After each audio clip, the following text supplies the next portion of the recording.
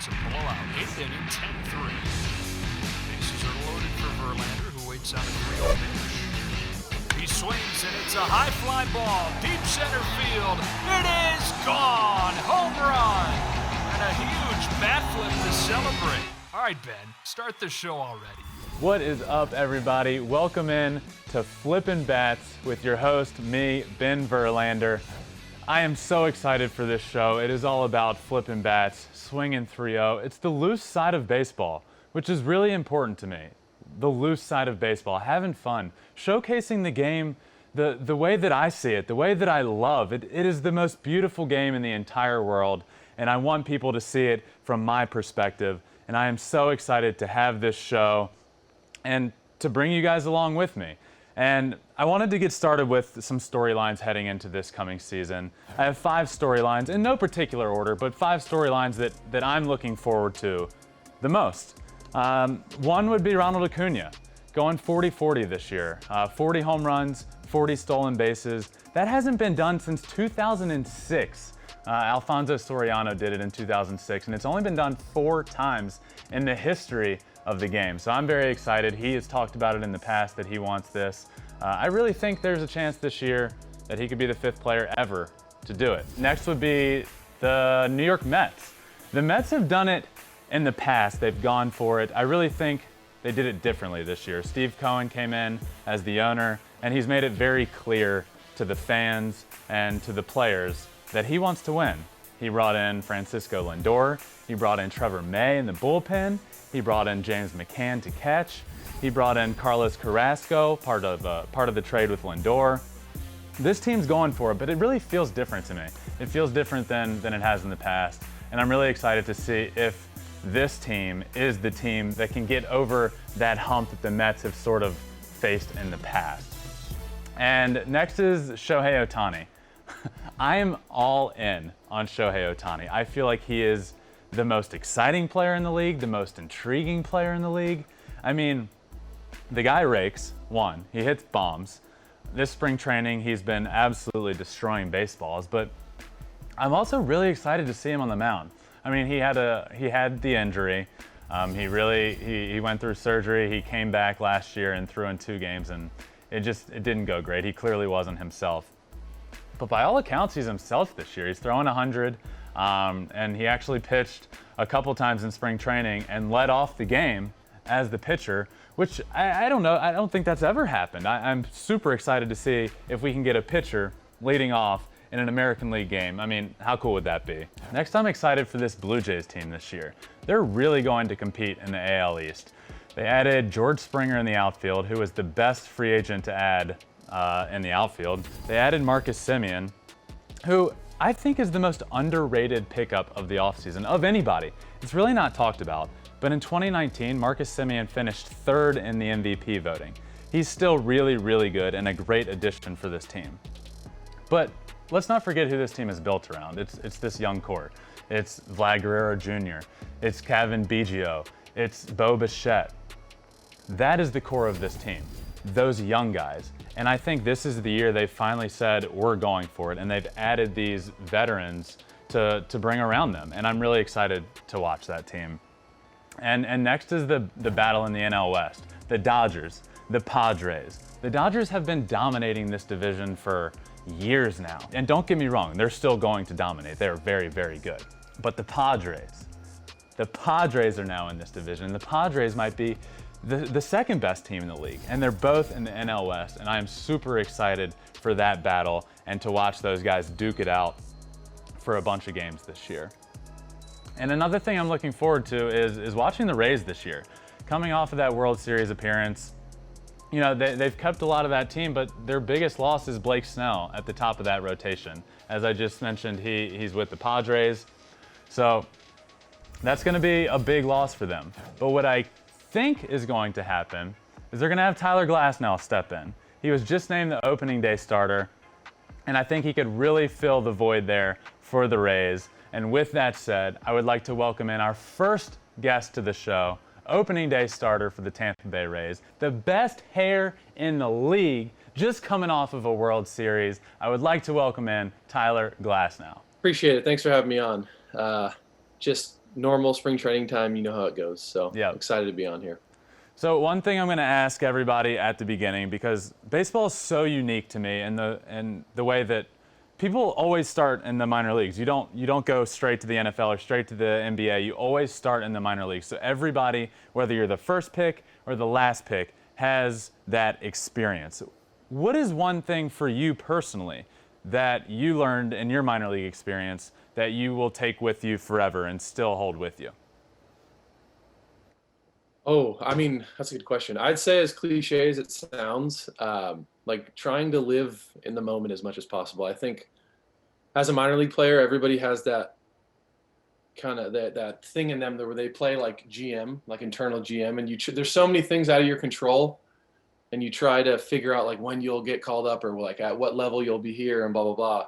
So I think what I've learned and what I take away from the game the most is probably just taking care of what you can control first, and then whatever the outcome is, just kind of don't worry about it. Like kind of cross your T's and dot your I's, and then just don't sweat the other stuff. So I'd say that for sure. Do you have like a favorite story as well? Ooh, favorite minor league story. Man, I don't know. There's plenty of them to go. There's so many. Plenty. I would say, I don't know how much information I can do on this specifically, but I'm trying to think of some good PG stories. I don't know. Honestly, I would say like in a whole, it's a boring answer, but like just the people you meet and the relationships you have, and like you get to really understand people when it's a 6-month season and everyone's like has their ups and their downs. And I think you like expedite a relationship with people much quicker. Like I got to know probably 5 years worth of like information in like a 6-month season with most of my teammates. So I think I can't give you like a specific example. I'm like blanking right now, but I would say it's just like the unique experience of like being in a clubhouse with people and like seeing them at their best and seeing them at their worst. And like, like you see everything in minor league season. So probably just that as a whole. So you were drafted in the 5th round by the Pirates out of high school. What were you like? Were you just a stud in high school? Were you like 6'8", throwing 100 in high school? Like were people coming back to watch you? No, man, I didn't suck. It's not the right word, but like I'd say like my trajectory is like a little kid. I was huge. I was like a testosterone baby. I was a ginormous person. And then somewhere between like 8th grade and like 11th grade, I was like just prepubescent to say the least. I was just like a weirdo. And then senior year, I had like a velo jump. I was nothing crazy though, like not a huge draft prospect or anything. But my senior year, I ended up doing really well and ended up getting like pro looks. But for me, I'd say for like the majority, like the bulk of my like development years, I was never really good. And I think that kind of helped me. I think when I did maybe like face some adversity, especially early on, I think it was nice to kind of remember that I wasn't always like the best. So I think it helped me understand like failure a bit more, but I wouldn't say like in high school at all I was like a highly touted prospect or anything like that. It kind of came, I'd say, later on in pro ball. So your high school team also, you were a teammate with Trevor Bauer. How was this team? Like, were you guys dominant?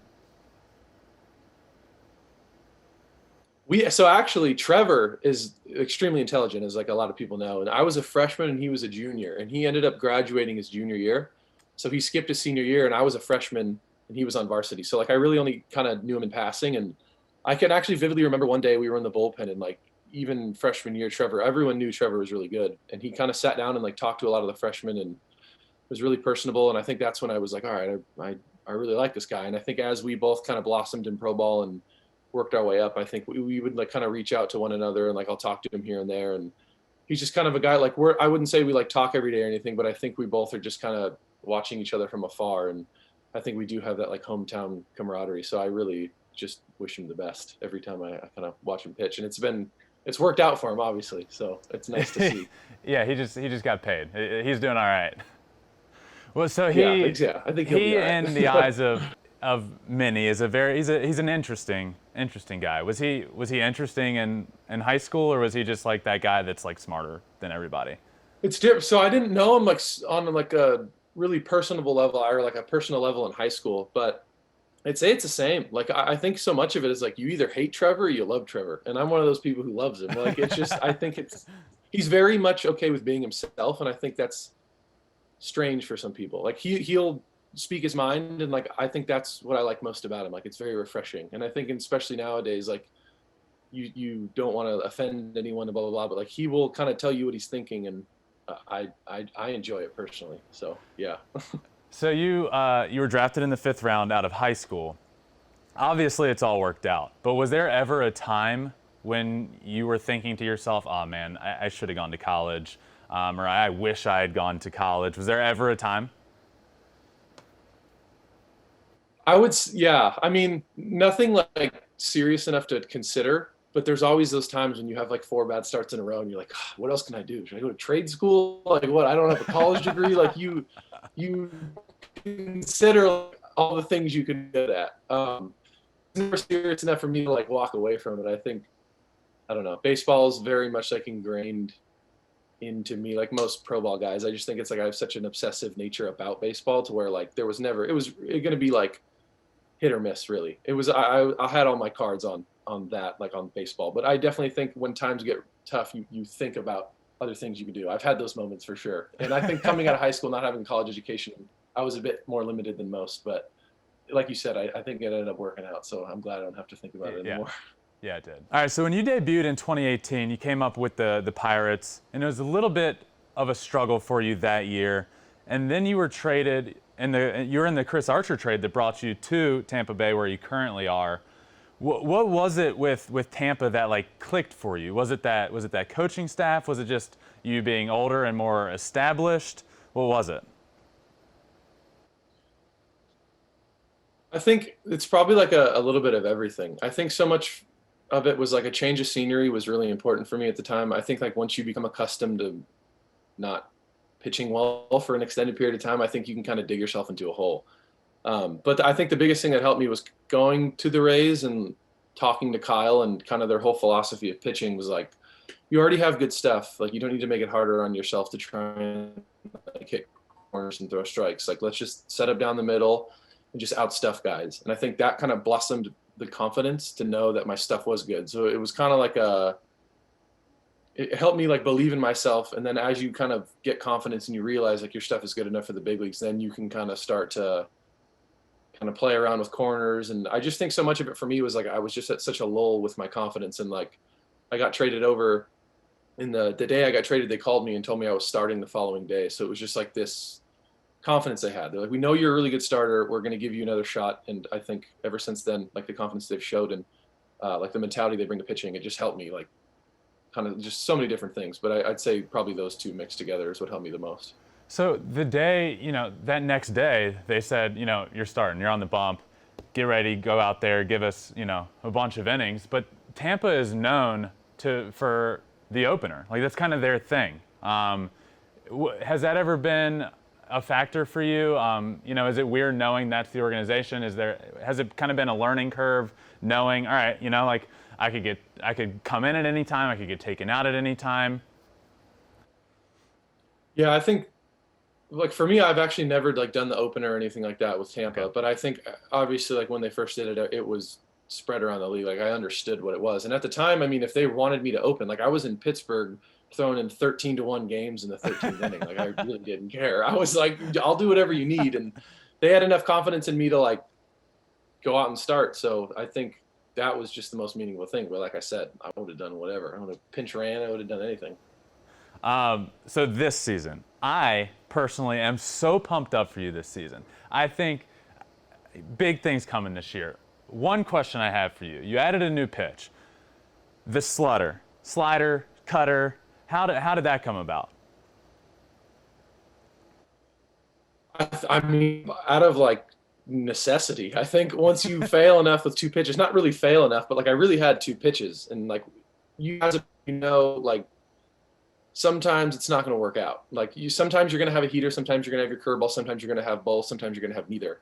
And it was just a limited amount of options for me. And when I had one pitch that was off, it was everyone in the ballpark knew it was coming. It was just, you could sell out to heaters, and it doesn't matter how fast you throw in the big leagues. Like guys are going to hit your heater. It doesn't matter. So I think it was just out of necessity. Like I needed to have a 3rd pitch, and I had enough confidence to know, like if me and Kyle, our pitching coach, had enough time to work together, I know I could establish something like a decent enough 3rd offering. And once I flew down early to Florida, started working on it with him in like our lab with like our edgertronic and all that stuff. And it only really took a matter of like a couple weeks, and then I was throwing it in games and like feeling really comfortable with it. And now it's at to the point where it's kind of like a go-to strike pitch for me. So I think it's just going to open up it's just going to make pitching for me like a lot easier. And I think the days I'm not on, I'm not going to have such a terrible time on the mound, I guess. I don't know the easiest way to put it, but it's nice to have more weapons, and having another pitch available, it just makes it so much easier. And I've really only had a couple starts with it, but it's made it a whole lot easier for me. Well, just from a hitter's standpoint, being in the box, there was always, for me, like your curveball, it's not 12-6, but it's more up to down, and your fastball obviously is straight. It's always like having that pitch that goes away from right-handed batters is what I think is so exciting for me, and that I'm excited for. I think you're going to have a huge year, and I really think having that pitch that goes away from righties is going to be huge. Like you haven't had that. I mean, you're going out there and dominating sometimes with two pitches, and like you said, from the pitcher's standpoint, sometimes nothing's working, sometimes everything's working, but having that pitch that now can go away from righties, I think is going to be huge. Yeah, I think that was definitely something we considered like while trying to design a new pitch. And I think it's just another thing, because for me, sometimes trying to drop my curveball in for strikes is hard because there's so much depth on it. So it's just something that like can kind of be in the middle of my heater and my curveball. So it's a weapon against righties, and it's also something I can throw for a strike.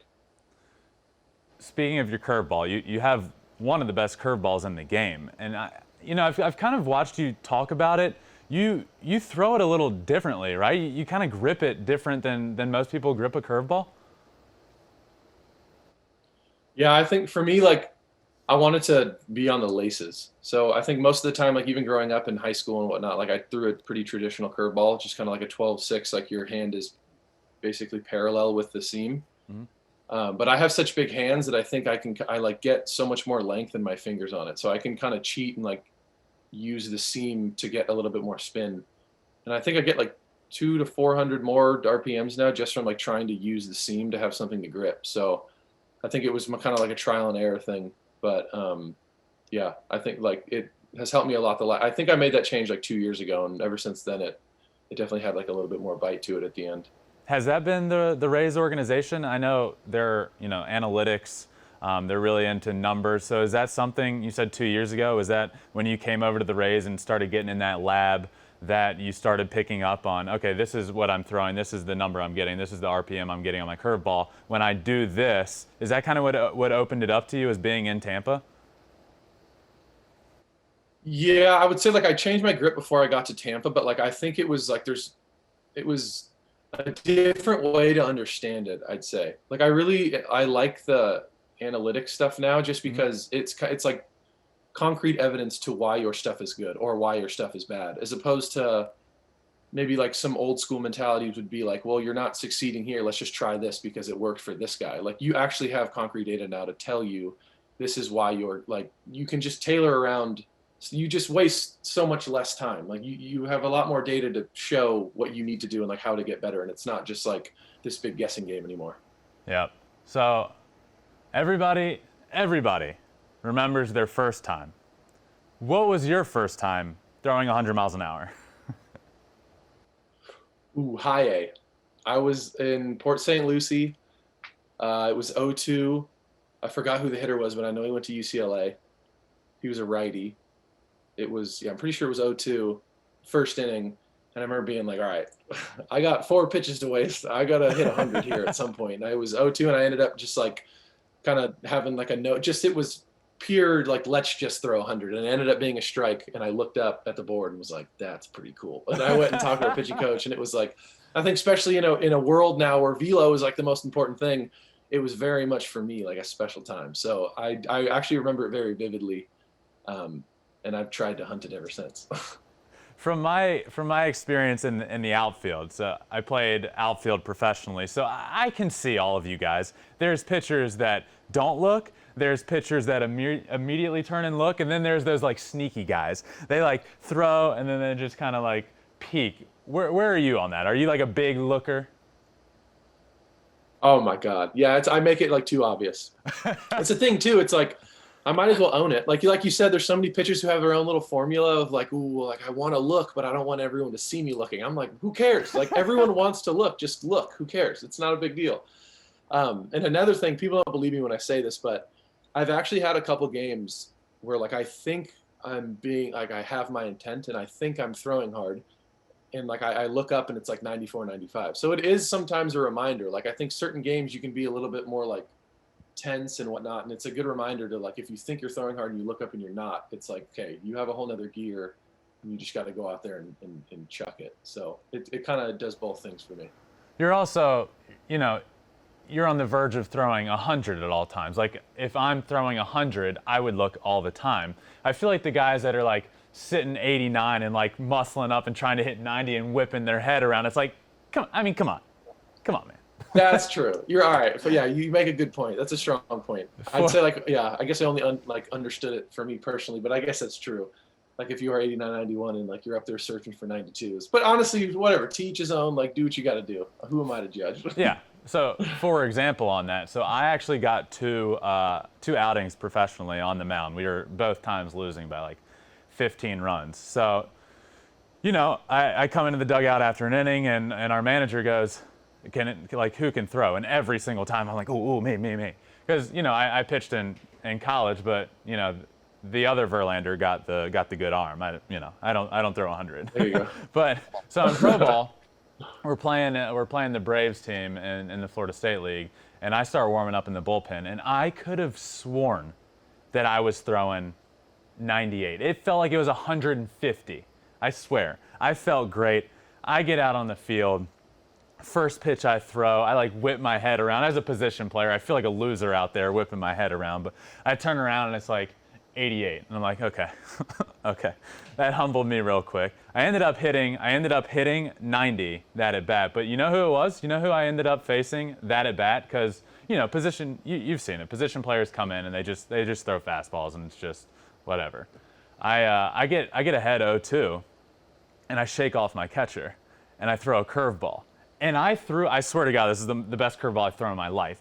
It's down in the zone. It was probably going to bounce in the dirt. And this dude hits a rocket double off the opposite field wall. And I'm like, who is this guy?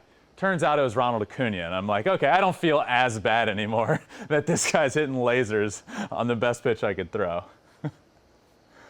That's crazy. Yeah, well, that's insane. I wonder what the approach was there to be able to get. I guess you are a position player pitching. I guess you can kind of not sell out on the heater, but I don't know. That is impressive. I just felt less bad about myself when the guy's like one of the best in the game now. So I don't feel exactly. as there bad. You go.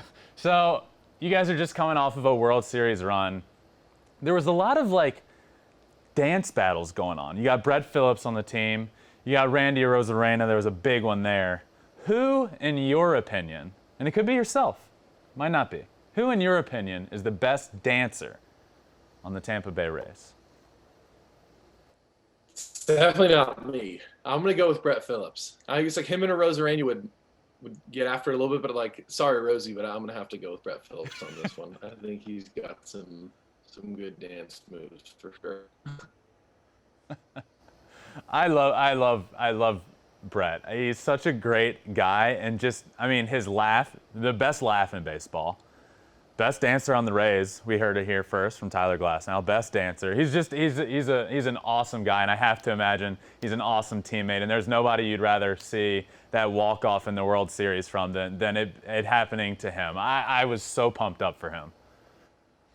Yeah, no doubt. He brings the same energy to the field every day. He's just one of the happiest, most he just has that energy about him, and it's consistent every single day. And for him to do it in his hometown is pretty special. It's pretty unbelievable. And I think it's so fitting for playoffs and the World Series. Just crazy stuff happens, and it's almost like someone's up there just writing it out. And it's, yeah, like you said, it was just kind of the perfect scenario for him. From that World Series, what's your favorite memory from the 2020 World Series? The World Series is probably going to be Brett Phillips' hit, completely honest. I wouldn't even say, for me, I have memories obviously associated with my personal stuff, but looking back, 100% the Brett Phillips game in that was insane. And then like the postseason in general, I would say the Brasso homer off of Chapman. That's something I will never forget. Like I can vividly put myself in my shoes again in that situation. Like my adrenaline, being in the dugout, that was the highest my adrenaline got the entire postseason. It was pretty unbelievable. But your adrenaline that entire postseason was the highest when you were in the dugout watching when he hit that homer than when you're out on the mound. It's different. I wouldn't say like the nerves and the adrenaline is different, obviously, when I'm pitching, but like the feeling, like what I recall is like that moment. That's what I remember. When people talk about the World Series of the playoffs, like that's the moment I think about the most. Brett Phillips and Mike Brasso hitting the homers, just like watching it in the dugout. It's like you're like a part of history. And I'm sure if I was a part of it, like playing, I would remember those more, but it was those moments for sure for me.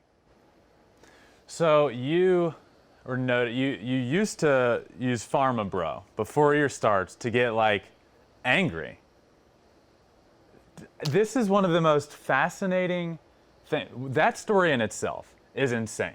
But so why Pharma Pro? Why did you used to use Pharma Pro to get angry before your starts?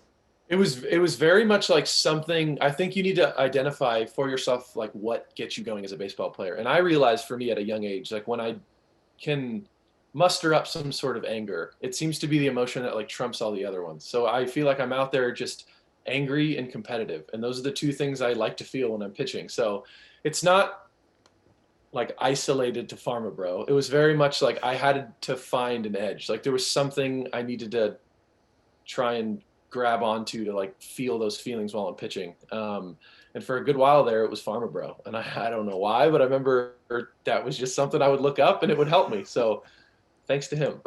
So clearly you still want and need that mindset. What now? If it's not Pharma Bro now, what is it?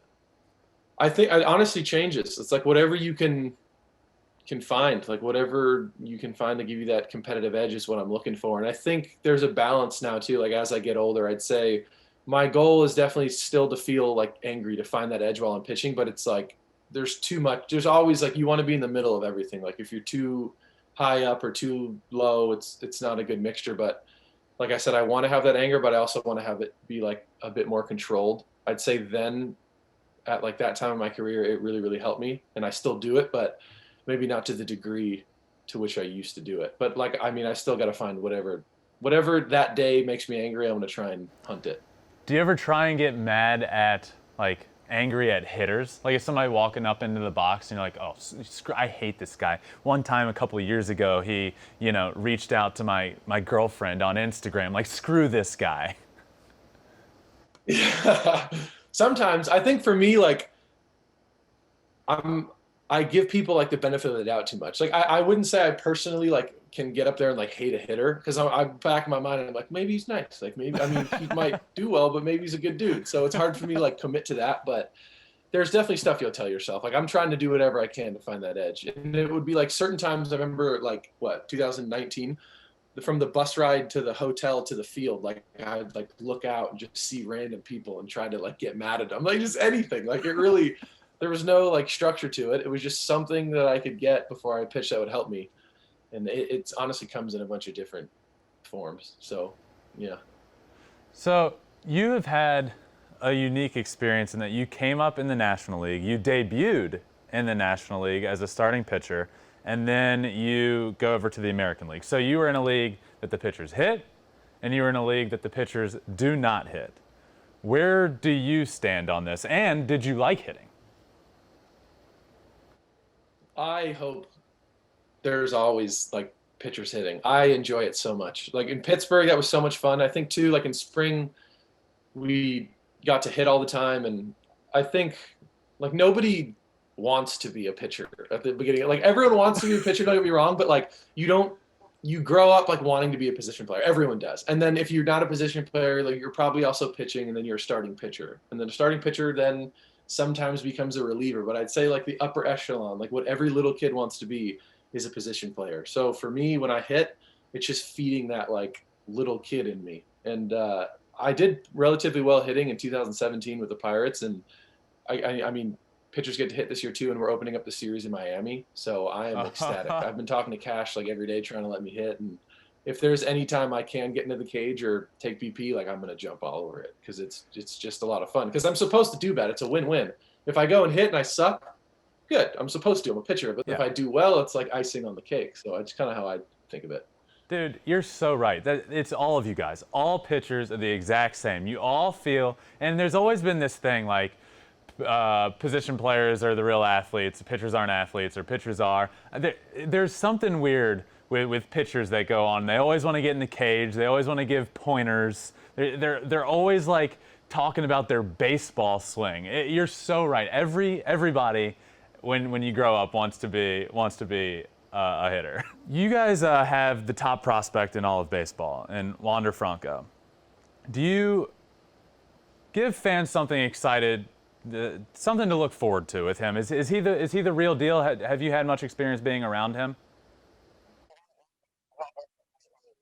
So this is the first camp. I know he was in camp last year and he was at the alternate site last year, but this is the first camp I've actually got to see him like play regularly. And I mean, the hype is very real in my opinion. Like he's extremely good. I think for his age too, it's incredible, like how polished he is. Really good on defense. I just think his approach and like his bat to ball skills are pretty next level. So, I mean, I would say all the hype's real and I hope he can come up and contribute this year at some point for sure.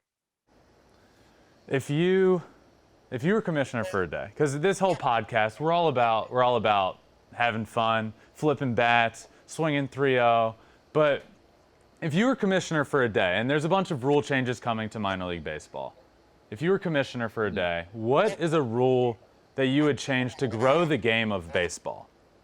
I would say, I don't know how much it's the grow the game, but something I've always thought about, like, if this isn't even like tailored to baseball, but like being able to listen to a player's playlist before a game. So like before every game, my routine is I'm listening to music probably an hour before my start. And like it would be cool if you could have like if like Spotify or whatever had like a live listening in, like look at what Tyler's listening to on his playlist, blah, blah, blah. And like, he's in the weight room warming up right now. And like, this is what he's doing to get ready for a game. That has always been something I thought would be amazing. Just to try and see like what guys are listening to and like what vibe they try to bring out on the field. And you can really tell a lot about a person by the like music they listen to.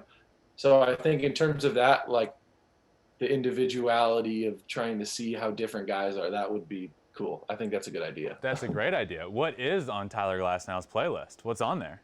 It's honestly a bit of everything. Before a game, I want to listen to the most hood rap music I possibly can. Like I'm trying to get in my feels. Like I'm trying to just feel like I'm a G when I go out and pitch. But I'd say after, like a lot of alternative. I like reggae a lot. I like funk a lot. But like before a game, I want like heavy bass. Like I'll go like mumble rap. It'll be like good New York rap, like good lyrical rap, and then just more production beat, not so important lyrical stuff. Just whatever I can do to get into my feels. That's what I want. The gangster rap I love that. I love it. That's your pregame routine. That's what gets you angry. It's great. So starting pitchers have a unique, you play once every 5 days. So you're on the front row of the dugout every day watching. Who's a pitcher that you've watched and gotten to experience that you're like, who do you think is the best pitcher you've gotten to experience just from watching? DeGrom, Verlander, Cole, and Scherzer probably are people that I've been able to see firsthand. And I mean, like, that's a pretty cliche answer. It's probably everyone's answer. If you have had the opportunity to see them pitch, like, how could you not choose them? So I would say those four for sure. Yeah, those are, yeah. Nobody's gonna call you out for for choosing those names. They're all pretty good. So one thing since you have come on here that I've been excited to ask you, and this is probably the most important question I'm going to ask you the entire time you're on here. What do you do to your hair to keep it so pristine? I have very dry, puffy hair by nature, and I'll use like nothing crazy, like just whatever the clubhouse has, like shampoo wise or like conditioner. It's usually like a 2-for-1, which I don't really understand how that works, a shampoo and a conditioner, but I use that. And then I use like just like anything like with oil, not oil, but like a hair, like a leave-in conditioner or something like that. Something that makes it not so like gross and puffy and all that. So I just put like a moistener, if that's the right word, and that's all I do. You're telling me the Condition, answer moist. to this hair is the 2-for-1 that's in every locker room in America? I think it's the most important thing is just the after part. Like just wash it and then put some oily type stuff in it. And then usually I already have like curly hair, so I just do that and then I let it go. Wow, I did not see that answer coming. That's incredible. So that's all I need is to grow my hair out, use whatever is in the locker room, and then put in some oily stuff, moisten it up. That's the answer. Our family's been actually like relatively blessed with some decent hair. Like my brother has long hair, my dad has like had long hair for a decent time in his life, and I think I think he does the same thing too. So, wow. All right. Before I let you go, we have some questions some recurring questions that is going to be asked to everybody. So I got 3 questions for you. First, what is your welcome to the big league moment? I would say, I don't know if this is even like that interesting of an answer, but like the first team flight is always insane. Like going on and like when you're a little kid and you imagine what the big leagues are, you imagine like putting a suit on, getting on a flight, going to a stadium playing, getting on a flight, going to a stadium and playing. And I think once I did get called up, I was looking forward to a flight, just a team flight the most. And then getting on and just like seeing the coaches in the first class and then like walking down, and you don't have to buckle your seatbelt on takeoff. Like there's really, it's like airlines, but not many rules. So I think that mixed with like, I don't know, they're like getting your drink orders while the plane's taking off. And it just seems like this weird, like, is this supposed to be happening? So you feel special and like that you get to break some rules. I'd say that was probably the number one for me. All right. What is your most memorable moment on the field? Your most memorable play? I would say probably honestly the first, I don't know if this is the most, it'd either be like my first start with the Rays, I'd say, just like, especially looking back now at how like meaningful it is to me now, coming from the mindset I was in Pittsburgh and then going to the Rays, giving me the confidence that they gave me and then going out and doing well. I think it was against the Angels and I struck out like 9 in 4 innings. And it was just this like overwhelming feeling of like, okay, like I'm good enough to be here. And it wasn't like I was like, I could breathe and like I wasn't stressed anymore, but it was very much like I belong here. So I'd say that sticks out the most for me. And another, for some weird reason, like I pitched in Cleveland in 2018 too and pitched really well. It was like a 7-inning, 2-hit, 1-run game. And I don't know why that one sticks out so much, but that was another like first time I went out and like really, really shoved. So I think those 2 starts for me are like the most meaningful. And I'm sure my answer would change if you asked me 10 years down the road. I'm sure I would have a different answer, but for me now, I will ask you 10 years 2. down the road. Great. I will. Yeah. So you've mentioned a couple times your mentality changed when you came over to the Rays. Like that was a big thing for you. And I know with myself personally at the plate, like once you get to pro ball, it's so like mental. Like the mental game is what separates guys. Like being able to have confidence and being able to brush off a bad day. I truly believe that so much of professional baseball in a whole is your mindset and being able to get to a point where you have that confidence and you feel good about yourself. And it honestly sounds like the biggest thing for you in your career has been that trade that you were involved in with Chris Archer, that almost brought you the confidence that you needed. Yeah, no doubt, for sure. I just think it was like, and in Pittsburgh's like defense, 100%, they gave me more than enough opportunity. I just never really seized the moment. And I think it was in 2000, and I was in the back end of the bullpen.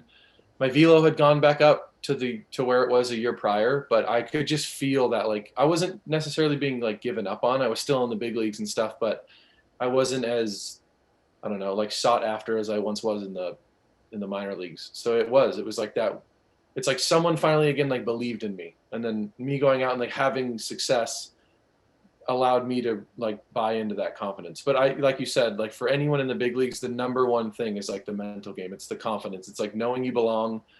And yeah, I would say a big thing too is like not like when you first get called up to the big leagues, it's you don't want to make anyone angry. You don't want to be the new kid who comes up and like disrupts anything. So you kind of have this like shell about you. Like you really don't want to anger anybody. And I think I let that get the best of me. And when I went to the Rays, like their clubhouse was very much, not like we had anyone bad in the clubhouse in Pittsburgh. It was always a bunch of good dudes, but it was very much like front office, coaches, players, everybody was on the same level. So there was like no traditional hierarchy kind of. It was very much just like a think tank of everybody trying to succeed. And I think that's why Tampa does so well with like the budget they have. It's just like a really good, like nurturing place to come up and develop.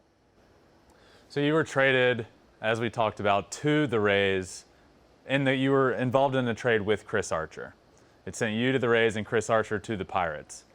Now, Chris Archer is a teammate of yours in Tampa. So the guy you were originally involved in with the trade is now a teammate of yours. What has that been like for you guys so far? I know it hasn't been too long, but what's that been like? Awesome. I've only heard like amazing things about him. I had never met him, and he was obviously with the Pirates, and I had friends there, and they always said good things about him. And I'm really good friends with Cole Tucker on the Pirates, and like him and Archer were good friends. So we finally got to meet, obviously, when he got traded over, and I already knew I was gonna like him, and then like I met him more. He's like very articulate and like he's just really intelligent and cares a lot about baseball. So I just think it was just like an easy relationship to have in the beginning. And I mean, like tonight, I'm going to dinner with him tonight. Like it's been an easy transition. He's very personable and knows so many of the people in Tampa already that like it was just so easy for all of us to kind of get into the same room and mesh. A cool story I remember of him, my brother told me this years ago when he was still with Tampa, is just his mindset when it comes to pitching. Like he's really, really smart and always thinking on the mound. And it's got to be nice as a younger guy to have him to lean on now. So I'd be interested to be a fly on the wall at that dinner, just to hear you guys talk about life and to hear you talk about pitching, because from everything I've heard when it comes to Chris Archer, it's he's a pro, and it's cool to talk to him about it. Yeah, undoubtedly. And I think that's why I like him so much, is that like I like we'll probably go to dinner and not even talk about baseball. Like he has interests outside of baseball. Like he's not just like a one tunnel like I don't know. I think a lot of people can get into that. Like when your livelihood is baseball, it's hard to have hobbies outside of it. But like he's gotten to the point where like, he has so many other interests outside of baseball that like he's so multidimensional in conversation that like there's never a lull, or it's just like a good friend to have. It's just very easy to kind of mesh together. And like our whole clubhouse is like that, so it makes it very easy. All right. What is a moment that sticks out to you off of the field with teammates that you've experienced in your career? I gotta think of some PG ones again. No, yeah, see, we can push the limit. We can get to PG-13.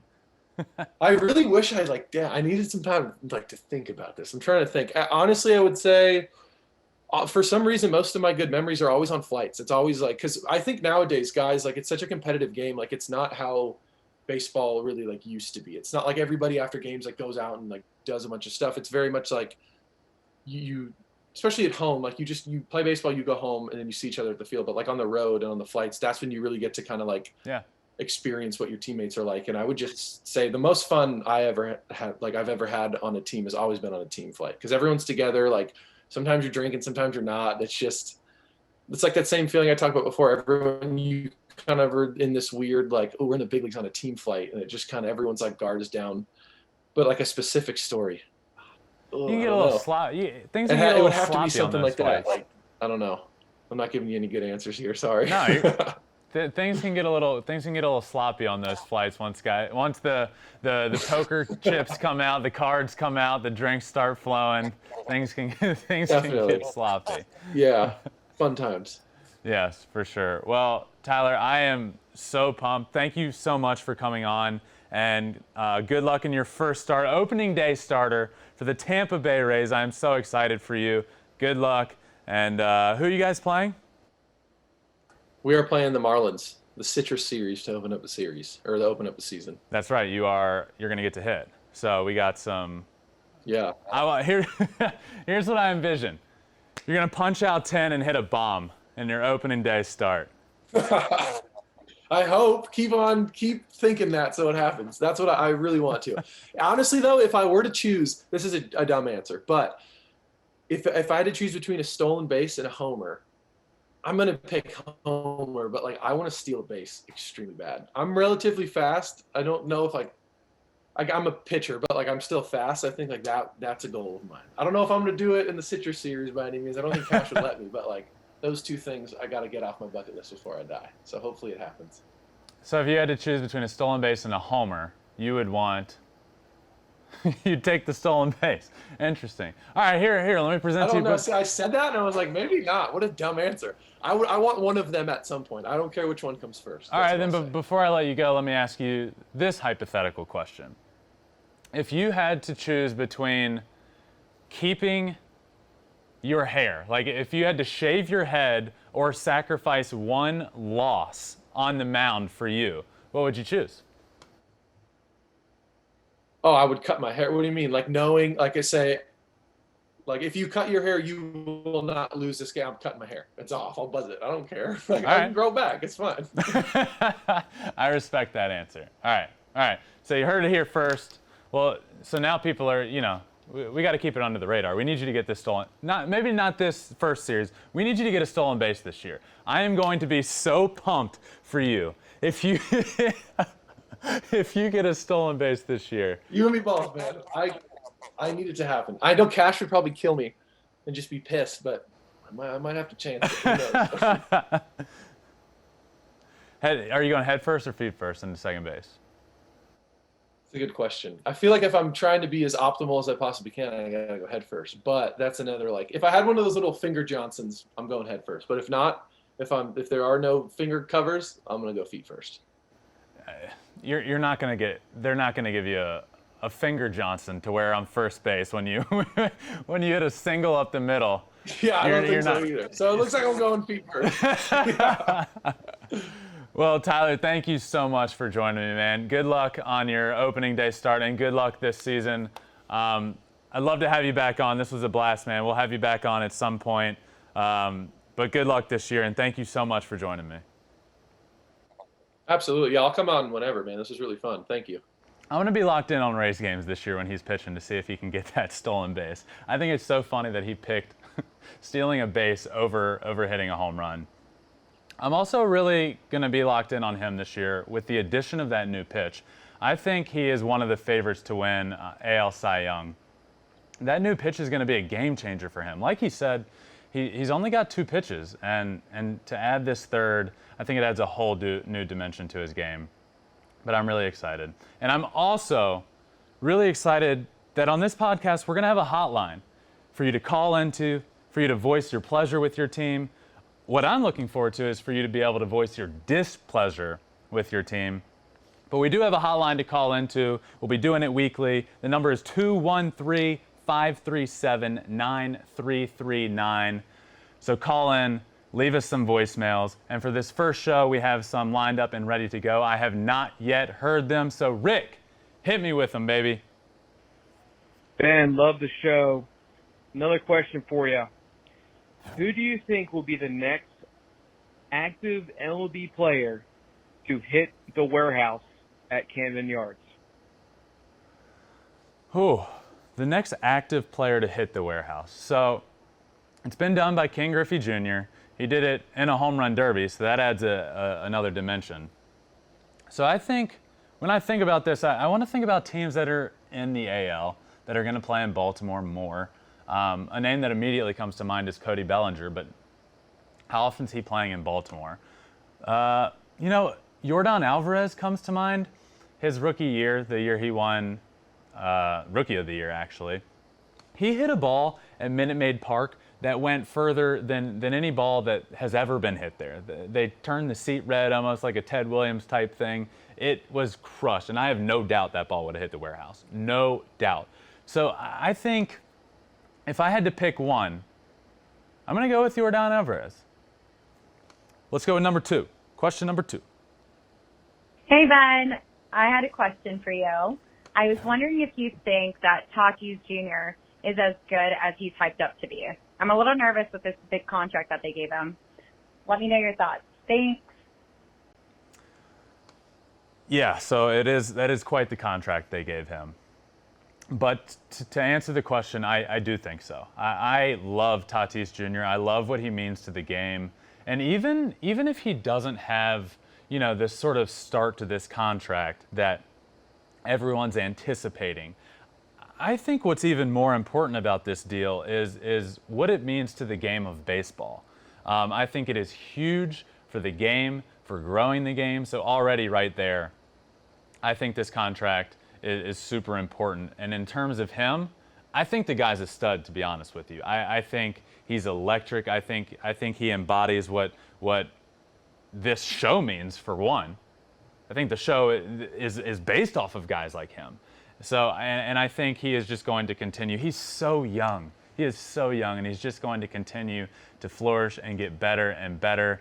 The guy's got power. The guy plays great defense. The guy steals bases. So I think, and I'm hopeful, I'm very hopeful that this contract ends up being a blessing for the Padres and working out well for everybody. What we got next? Hi, Ben. My name is Argenis, and I am a Houston Astros fan from Mexico.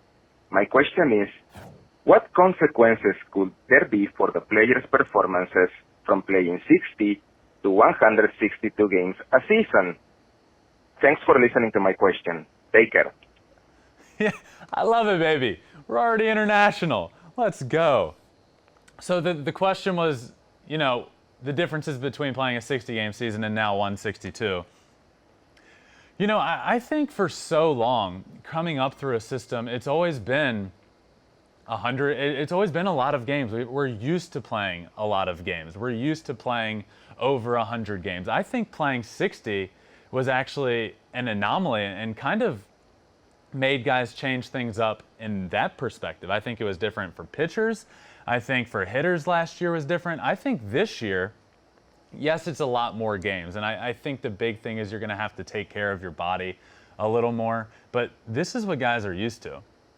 So I think for the first time this year in a couple of years now, because of the way the season was last year, that we're going to have some sort of normalcy back. And guys are going to get back in routines. And this is what they're used to. So I'm personally excited for 162 games instead of 60. It just feels like we're starting to get back into the flow of things. And yeah, I just think the biggest difference for guys is going to be taking care of your body, because you play, 100 more games this year. But that's the biggest thing. Hey, what's up? I was just wondering what you think about the St. Louis Cardinals. What do you think their record's going to be this year? Thanks. What do I think their record for the St. Louis Cardinals is going to be this year? So let me think about this. So the Cardinals added Arenado, which Arenado's a superstar. You can say what you want about his, how he hits at Coors Field, how he hits away from Coors Field. What it comes down to is a lot of hitters hit better at home than on the road. I think we're blowing a little too much into the, he can only hit at Coors Field. Nolan Arenado is an incredible superstar in this game. And adding him over at third base for the Cardinals is going to be a very welcomed addition, to say the least. And pairing him with Paul Goldschmidt over at first, who I'm pumped about for the Cardinals this year is Dylan Carlson. This guy's gonna come on the radar in a big way this year. I think he has Rookie of the Year potential. I think he's going to establish himself as a great player in this game. I think he's going to come out of the gates hot. I went into this offseason thinking the NL Central is just not going to be very good. But the Cardinals have separated themselves from everybody else. They really have.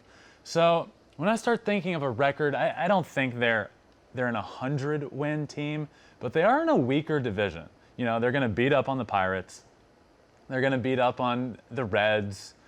I think the Brewers could be sneaky good. I think the Cubs are going to, be sneaky good. It kind of depends on what way the front office wants to take them. But I have them winning, around 90 to 92 games. So let's see. 162, so 90 and 72. I'm going to say 92 and 70 is my prediction, with great math. Quick math, by the way. My prediction for the St. Louis Cardinals. So that is the end of the voicemail questions that we have for today's first episode. We are going to be doing this weekly, and I love this. I love these questions. So keep them coming. Again, the number is 213-537-9339. And we're going to be doing this weekly on the show. So call in, tell me what's making you excited about your team, your pleasure for your team. Tell me what's pissing you off about your team. Voice some displeasure. I'm here for all of it. And I'm excited to answer your questions. So make sure weekly you're calling in and I will answer your questions on the show.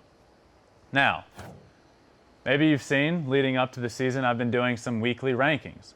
We did top offenses, we did top jerseys, we did top stadiums. What better way leading into the year than to rank the top teams? Everything about the team. Offense, defense, pitching, bullpen, all of it. So for the last ranking leading into the season, I wanted to rank the top 5 teams in all of baseball. And that starts with none other than the Los Angeles Dodgers. This one was a no-brainer for me. It really was. They're by far the most complete team in baseball. To be honest with you, I think there's a little bit of a gap right now between one and even the number 2 team on my list. But that's the beauty of baseball. It doesn't shape out that way. It's hard to win a World Series back-to-back. There could be a World Series hangover for the Dodgers, but in terms of this team, they are the best team in all of baseball. Their offense, I truly believe, as I said in my offensive rankings, I truly believe this team is going to put up some of the best numbers in history of the game. And now they acquired Trevor Bauer. They have one of the best rotations in the game.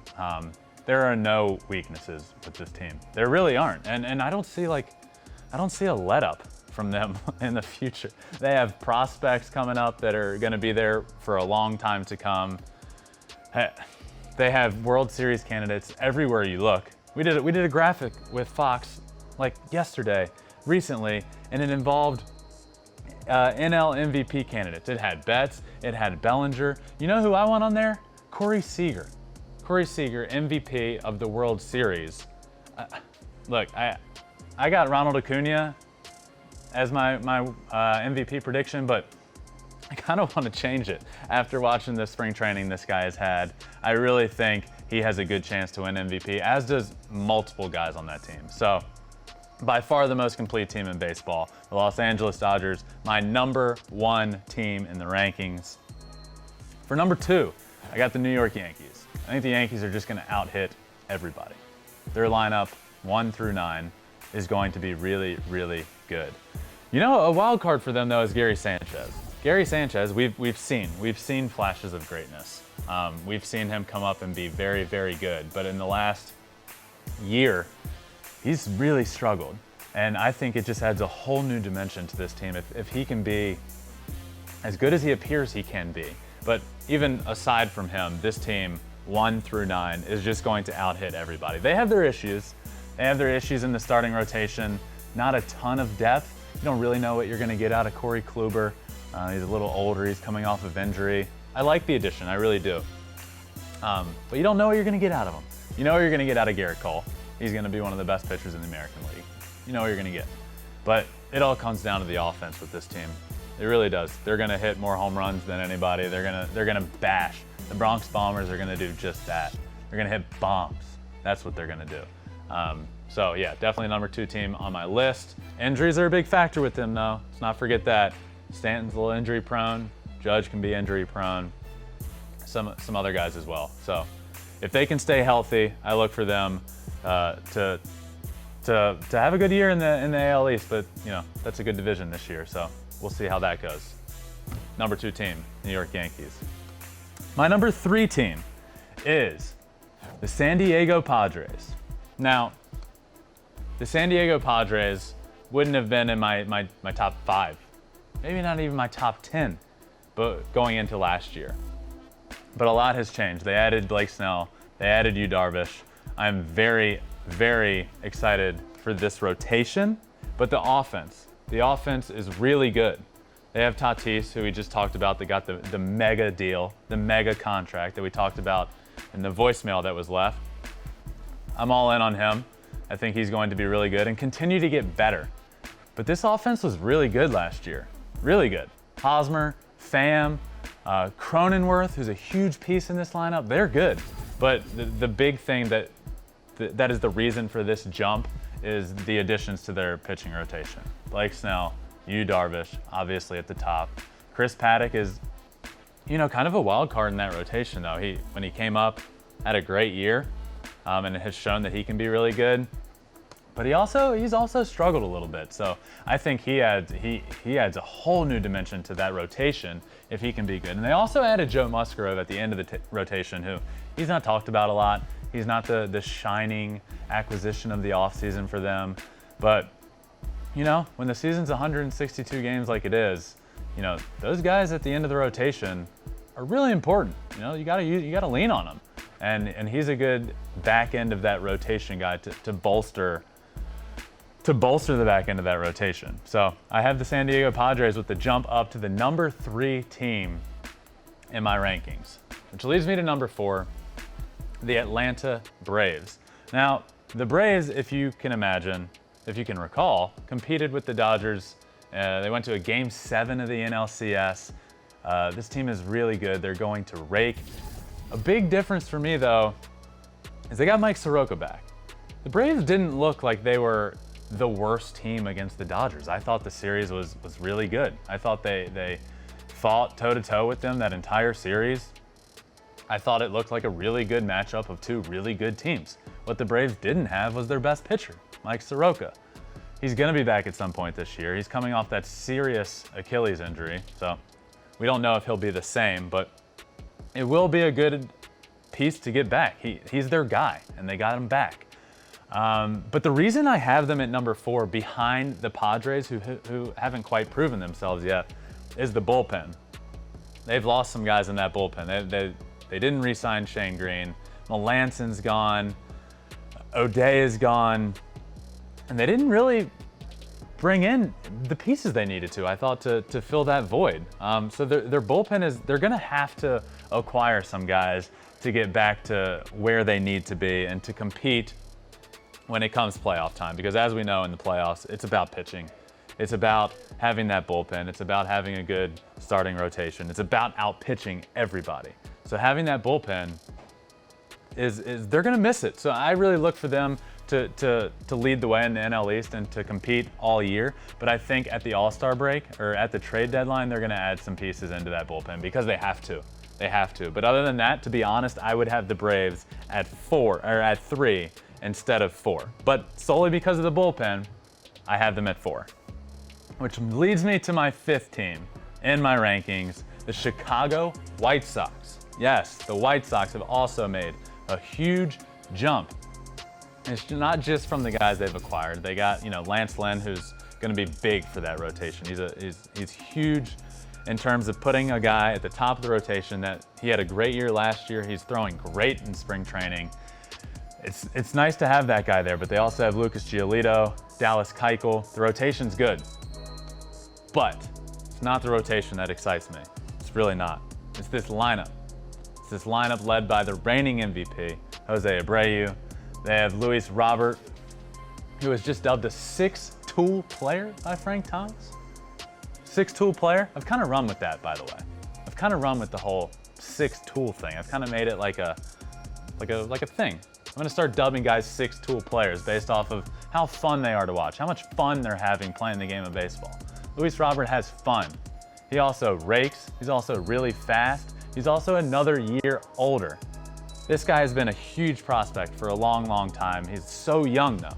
And I think this is the year that he takes the world by storm. It's gonna be his second full season. So I'm excited to watch them. But top to bottom, this roster is really good. Full of vets, full of young guys.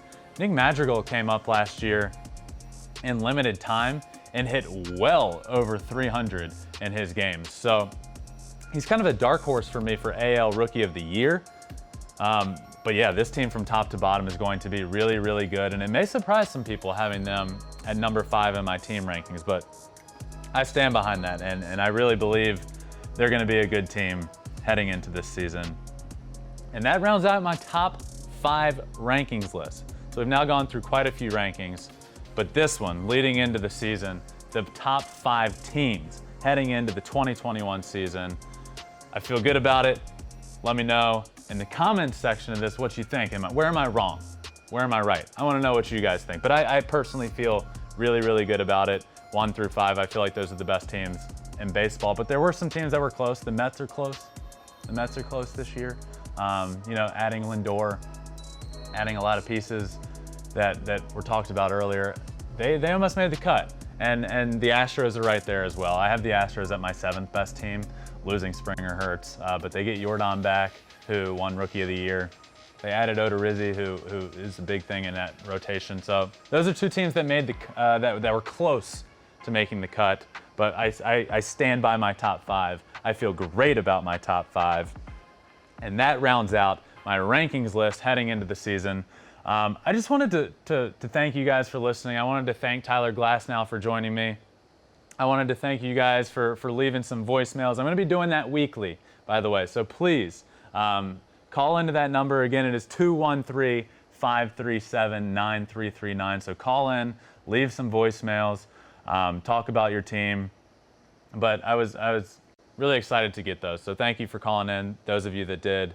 Thank you for listening. Again, thank you to Tyler Glasnow. And I'm excited about this show. This is the first one of, who knows? Davis, who knows? Millions. The first of thousands of episodes of this show. So thank you guys for listening in, and I will catch you guys next time. It's a blowout. 8th inning, 10-3. Bases are loaded for Verlander, who waits out a 3-0 pitch. He swings, and it's a high fly ball, deep center field. It is gone! Home run! And a huge bat flip to celebrate.